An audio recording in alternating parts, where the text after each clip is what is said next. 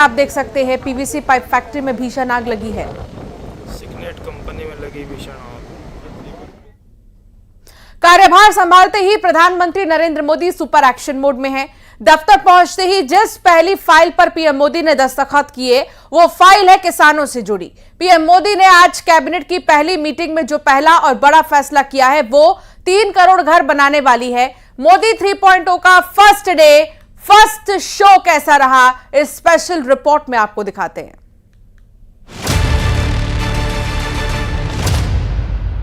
एक बार फिर नई उम्मीद के साथ इस देश की बागडोर संभालने के लिए तैयार। मैं नरेंद्र दामोदर दास मोदी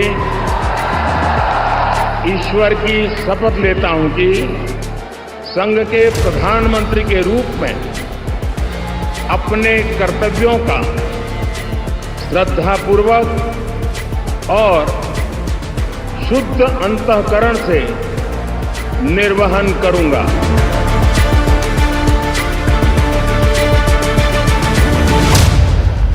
दफ्तर वही, कुर्सी वही, प्रधानमंत्री भी वही, काम का अंदाज भी नहीं बदला और काम की रफ्तार भी वैसी ही है, लेकिन विजन साफ है, रोड मैप तैयार है, इरादा जाहिर है। लिहाजा सरकार नई है लेकिन काम की स्पीड और स्केल पुरानी है। शपथ लेने के बाद PM Modi full action mode में हैं। तीसरी पारी में कार्यकाल संभालते ही प्रधानमंत्री नरेंद्र मोदी ने कामकाज का ट्रेलर पेश कर दिया है। 10 साल मैंने जो सोचा है उसे ज्यादा सोचने का है, 10 साल जो किया है उसे ज्यादा करने का है। और अब जो करना है वो ग्लोबल बेंचमार्क को पार करने वाली दिशा में करना है। कल क्या थे और आज कितना अच्छा किया वो वक्त चला गया दोस्तों। पहले 5 पर थे, अब 10 पर पहुंच गए, वो वक्त पूरा हो चुका है। अब दुनिया इस विषय पर यहां पर है और ये इससे आगे कुछ नहीं है तो उसके आगे हम होंगे।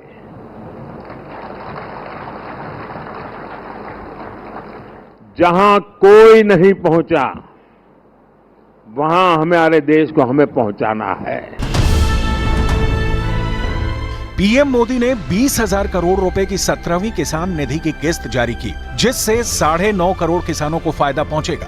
भारत सरकार पीएम किसान सम्मान निधि योजना के तहत हर साल गरीब किसानों को 6,000 रुपए की आर्थिक सहायता देती है। 6,000 रुपए की इस आर्थिक सहायता को सालाना 3 किस्तों के जरिए जारी किया जाता है। हर किस्त में 2,000 रुपए किसानों के बैंक अकाउंट में डीबीटी के माध्यम से भेजे जाते हैं।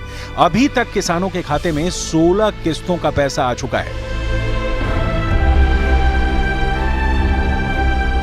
पीएम मोदी ने अपने पहले बड़े फैसले पर कहा कि यह हमारी सरकार की किसान हित के प्रति प्रतिबद्धता को दोहराता है। नई सरकार किसानों के हित के लिए काम करती रहेगी।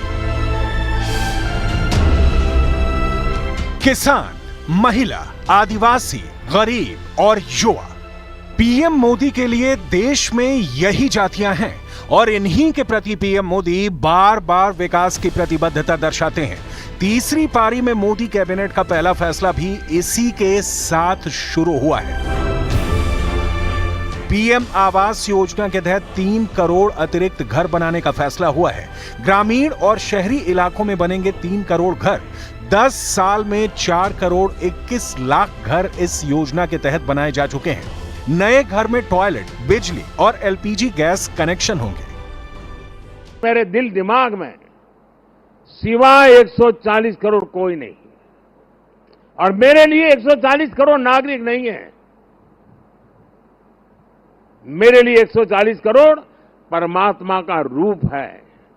और जब मैं सरकार में बैठ करके कोई निर्णय करता हूं तो मैं सोच रहा हूं कि मैंने आज 140 करोड़ देशवासियों को इस रूप में मैंने पूजा की है और उनके चरणों में मैंने इस योजना के रूप में एक पुष्प चढ़ाया है।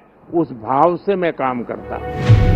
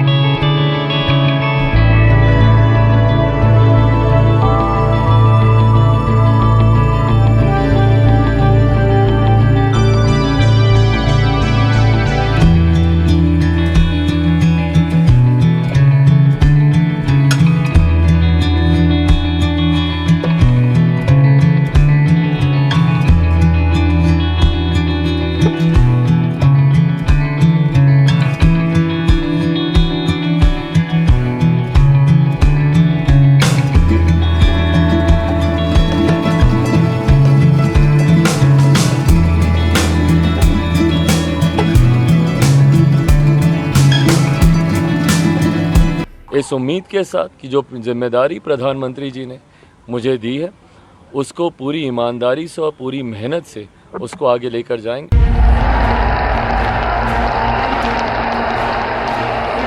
हरियाणा, महाराष्ट्र और झारखंड में इसी साल के अंत तक चुनाव होने हैं। इन 3 राज्यों में बीजेपी की 2 में सरकार है और झारखंड में सत्ता में वापसी के लिए बीजेपी फाइट करती दिख रही है।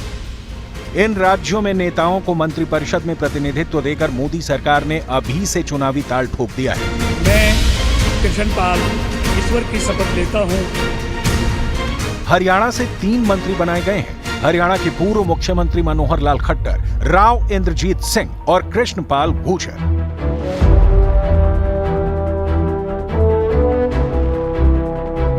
महाराष्ट्र में भी इसी साल चुनाव है और लोकसभा चुनाव के नतीजे बताते हैं कि बीजेपी को चुनावी पिच पर जबरदस्त बल्लेबाजी करनी है, तो अभी से पैड अप होने की जरूरत है। मोदी मंत्रिपरिषद में इसका भी ध्यान रखा गया है, इसलिए 6 मंत्री बनाए गए हैं।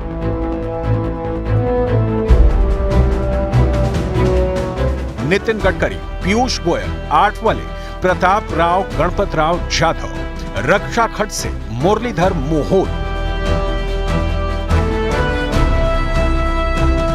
असल में एनडीए सरकार के 5 साल तक टिके रहने, सुचारू रूप से चलाने और बड़े फैसले लेने में गठबंधन के सहयोगियों की ओर से आने वाली दिक्कतों सबकी अग्नि परीक्षा 3 राज्यों के विधानसभा चुनाव के नतीजे बहुत हद तक तय करने वाले हैं।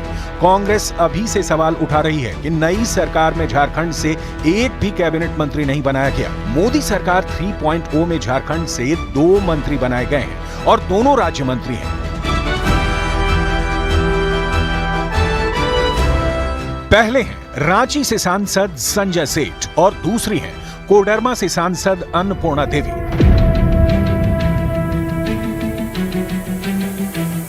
नरेंद्र मोदी के पास मुख्यमंत्री रहते या प्रधानमंत्री रहते गठबंधन की सरकार चलाने का अनुभव नहीं है, लेकिन एनडीए में चंद्रबाबू नायडू या नीतीश कुमार या फिर जीतन राम मांझी कोई ऐसा बड़ा चेहरा नहीं दिखता जो प्रधानमंत्री नरेंद्र मोदी के फैसलों की राह में अड़ंगा लगाए। हालांकि सियासत में गारंटी नहीं होती, लेकिन पहले दिन का पहला शो हिट रहा है और जैसी की कहावत है कि पूत के पांव पालने में ही दिख जाते हैं।